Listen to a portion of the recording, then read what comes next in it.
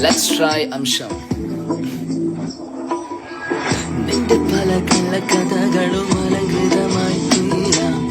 പകരുന്ന തരം പ്രവണതകളും കരണിതളായി വിരിയാം.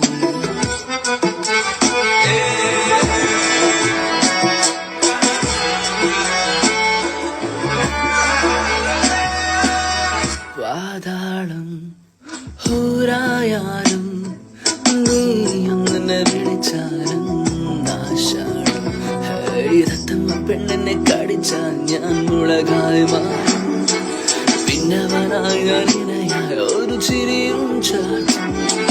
മനസ്സില് മേത്തട്ടും കൈ കീറിയ അവതാരം.